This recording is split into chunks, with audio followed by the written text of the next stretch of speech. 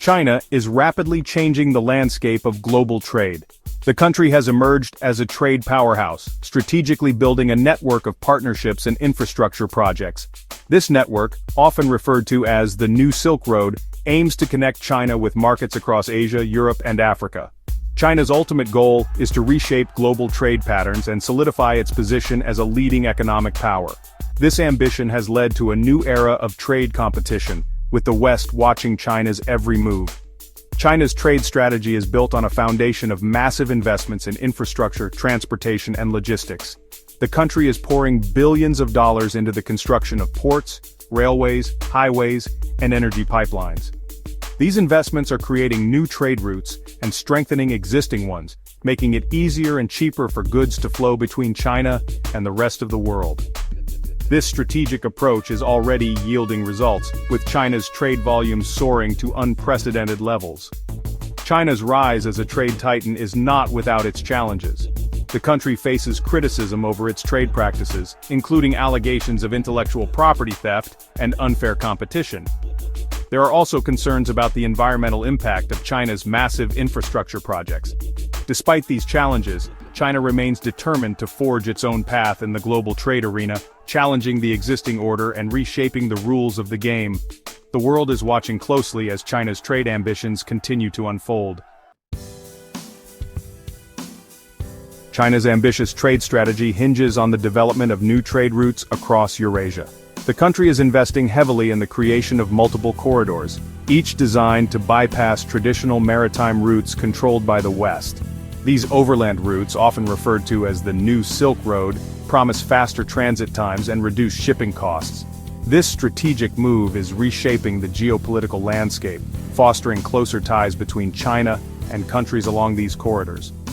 One of the most prominent corridors is the Southern Corridor, which stretches from China through Central Asia, Iran, Turkey, and finally reaches Europe. This route offers an alternative to the longer and more congested Suez Canal route, potentially reducing shipping times by weeks. Another key corridor is the Middle Corridor, which traverses Central Asia, the Caspian Sea, the Caucasus, and Turkey before reaching Europe.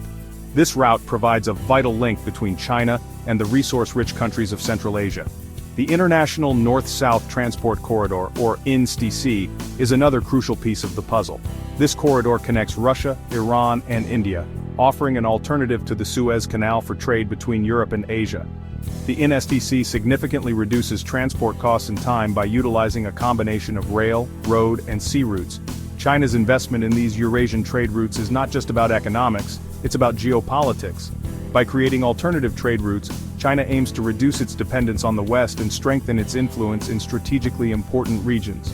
This ambition has the potential to reshape global trade patterns and redefine the balance of power on the world stage. The Southern Corridor stands as a testament to China's ambitious trade strategy, stretching thousands of miles from China to Europe. This intricate network of railways, highways, and pipelines promises to reshape trade flows and redefine economic relationships. For China, the Southern Corridor provides a strategic bypass to the congested Strait of Malacca and the Suez Canal, offering faster and more cost-effective routes for its exports. The corridor traverses a diverse range of countries, each with its own set of economic and geopolitical considerations.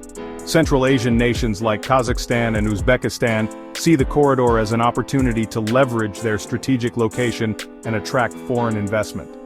Iran, eager to break free from international isolation, views the corridor as a lifeline to global markets. Turkey, situated at the crossroads of Europe and Asia, plays a pivotal role in the Southern Corridor. The country's well-developed infrastructure and strategic location make it an essential transit hub for goods flowing between East and West. The corridor's impact extends beyond its economic implications. It fosters closer political and cultural ties between China and the countries along the route, strengthening China's influence in these regions. As the Southern Corridor matures and expands, it has the potential to reshape the geopolitical landscape, challenging traditional trade routes and alliances. The Middle Corridor, also known as the Trans-Caspian International Transport Route, represents another crucial artery in China's expanding trade network. This corridor winds its way from China through Central Asia, skirting the northern shores of the Caspian Sea, and onward through the Caucasus region before reaching Europe. The Middle Corridor offers a strategic alternative to the traditional northern routes that pass through Russia, providing China with greater flexibility and resilience in its trade operations. The corridor's significance lies not only in its geographical advantage, but also in its potential to unlock the economic potential of the countries it traverses. Landlocked Central Asian nations like Kazakhstan and Azerbaijan view the Middle Corridor as a gateway to global markets, enabling them to diversify their economies and reduce their dependence on neighboring giants. The corridor's intricate path presents unique logistical challenges, requiring seamless coordination between multiple modes of transport. Goods must transition from rail to ship across the Caspian Sea, then back to rail through the Caucasus, highlighting the need for efficient intermodal transport systems. The development of the Middle Corridor is a testament to China's long-term vision and its commitment to forging new trade partnerships. As the corridor expands and matures, it has the potential to reshape the economic and geopolitical landscape of Eurasia, creating new opportunities and challenges for the countries in its path. The International North-South Transport Corridor, or INSTC, is a testament to the power of multilateral cooperation. It aims to revolutionize trade flows between Russia, Iran, and India. This ambitious project, spanning over 7,200 kilometers, envisions a multimodal network of ship, rail, and road routes. It offers a shorter and more cost-effective alternative to the traditional Suez Canal route. The INSTC holds immense strategic importance for the participating nations, fostering closer economic and political ties between them. For Russia, the INSTC provides an opportunity to enhance its trade connectivity with Asia, bypassing the geopolitical choke points of Western-controlled waterways. Iran, eager to overcome years of economic isolation, sees the INSTC as a gateway to global markets, facilitating trade with resource-rich Central Asian nations and beyond. India, with its rapidly growing economy, views the INSTC as a vital link to energy resources and markets in Central Asia and Russia. The INSTC's success hinges on overcoming various logistical challenges, including infrastructure development, harmonization of customs procedures, and streamlining border crossings. Despite these hurdles, the corridor represents a powerful symbol of cooperation among nations seeking to enhance their trade ties and reduce their reliance on traditional trade routes. Section 6. A New Dawn in Africa, China's Growing Influence. China's economic footprint in Africa has grown exponentially in recent decades, transforming the continent's trade landscape and reshaping its development trajectory. China's approach, often dubbed the win-win strategy, focuses on infrastructure development, resource extraction, and trade expansion. This approach has been met with both praise and criticism, sparking debate about the long-term implications of China's growing influence on the continent. China has become Africa's largest trading partner, with bilateral trade volumes reaching unprecedented levels. Chinese companies are investing heavily in infrastructure projects across Africa, building roads, railways, ports, and energy facilities. These investments are addressing critical infrastructure gaps, facilitating trade, and unlocking economic potential in many African nations. However, China's engagement in Africa has also drawn scrutiny. Critics point to concerns about debt sustainability, as some African countries grapple with large loans from China for infrastructure projects. There are also concerns about transparency and environmental sustainability in some Chinese-backed projects. Despite these challenges, China's presence in Africa continues to grow, reshaping the continent's economic and geopolitical landscape. African nations, eager to attract foreign investment and accelerate their development, are navigating this complex relationship, seeking to leverage China's engagement to their advantage while mitigating potential risks.